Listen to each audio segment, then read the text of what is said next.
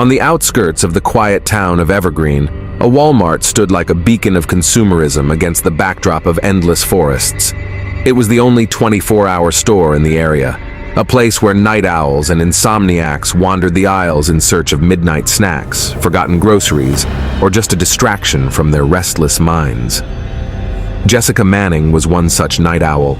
A university student juggling a part-time job, she often found herself at Walmart during the late hours, seeking solace in the brightly lit aisles filled with products. It was a routine that brought her a strange sense of comfort.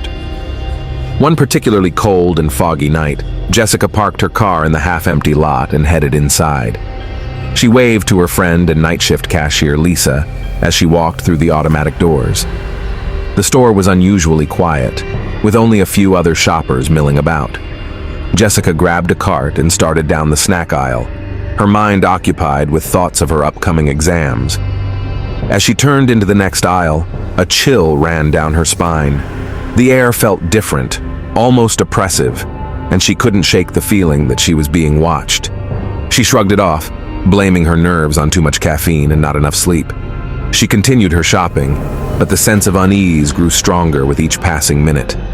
Jessica made her way to the electronics section, hoping to distract herself with the latest gadgets and video games.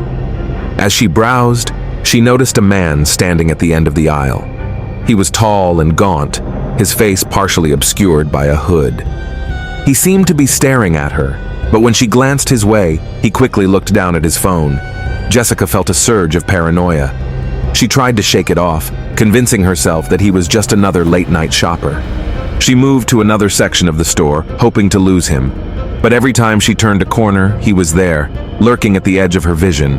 Her heart raced as she made her way toward the pharmacy section, hoping to find some over-the-counter sleeping pills to calm her nerves. The fluorescent lights flickered overhead, casting eerie shadows that seemed to dance on the shelves. Jessica grabbed a bottle of pills and turned to leave, but the man was blocking her path. "Can I help you?" she asked, her voice trembling slightly. The man didn't respond.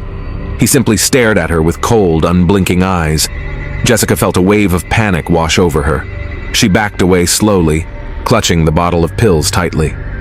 I need to go," she stammered, trying to sidestep him. The man moved to block her again, his expression remaining eerily blank. "You shouldn't be here," he said, his voice low and menacing. Jessica's heart pounded in her chest. She turned and bolted down the aisle, her mind racing with fear.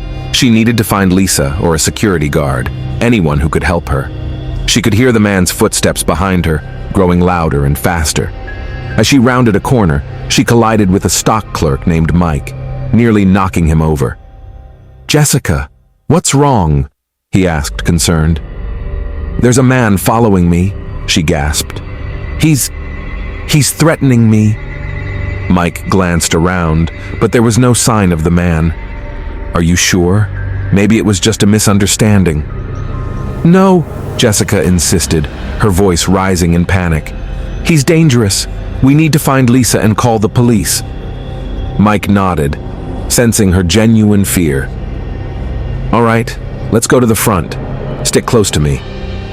They hurried toward the front of the store, where Lisa was chatting with another customer. Jessica felt a momentary sense of relief, but it was short-lived. As they approached the register, the man reappeared, standing between them and the exit. Lisa noticed their frantic approach and quickly excused herself from the customer. "What's going on?" she asked, her eyes widening as she saw the fear on Jessica's face. "This man," Jessica panted. "He's been following me. He threatened me." Lisa's expression hardened. "Stay behind the counter. I'll call security." As Lisa reached for the phone, the man stepped forward, a sinister smile spreading across his face. "You can't escape," he said, his voice dripping with malice. Jessica felt a surge of terror. She glanced around, looking for anything she could use to defend herself. Her eyes landed on a display of heavy-duty flashlights. She grabbed one and brandished it like a weapon. "Stay back," she warned, her voice shaking. The man laughed, a chilling sound that echoed through the empty store. "You're all alone," he taunted. "No one can help you now." Just then, A loud voice boomed through the store's intercom system. "Security to the front. Repeat, security to the front." The man hesitated, glancing toward the entrance. Jessica seized the opportunity and swung the flashlight at his head.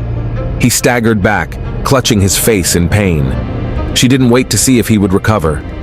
She sprinted toward the exit, Mike and Lisa close behind. They burst through the automatic doors and into the parking lot, where a security guard was just arriving. "What's going on?" he demanded, his hand resting on the baton at his waist. "There's a man inside," Jessica said, her voice trembling. "He's dangerous. He threatened me." The guard nodded and hurried into the store, his radio crackling with urgent chatter. Jessica, Lisa, and Mike huddled together in the cold night air, watching the entrance anxiously. Minutes later, the guard reappeared, dragging the man in the hoodie behind him. The man's face was twisted in fury, but he didn't resist. "We've called the police," the guard said. "They'll be here soon." Jessica felt a wave of relief wash over her. The nightmare was finally over. As the police arrived and took the man into custody, she couldn't help but wonder what had driven him to terrorize her. She had seen the darkness in his eyes, a malevolence that still sent shivers down her spine. In the days that followed, the incident became the talk of the town. Jessica tried to move on, but the memory of that night haunted her. She avoided the Walmart, opting instead to shop at smaller stores during the day. Her friends and family offered their support, but she couldn't shake the feeling that she was being watched. Then, one evening, as she was studying in her apartment, her phone rang. The caller ID showed an unknown number. Hesitant, she answered. "Hello? Jessica Manning," a familiar voice said, sending a chill down her spine. "You thought you could escape." Her heart raced. "Who is this?" The voice laughed, a sound that brought back memories of that fateful night. "I'll always find you," he whispered before the line went dead. Jessica's hands shook as she hung up the phone. She knew she needed to call the police, but the fear paralyzed her. She had thought the nightmare was over, but it was far from finished. The darkness that had followed her from Walmart had found her again, and she knew it wouldn't rest until it had consumed her.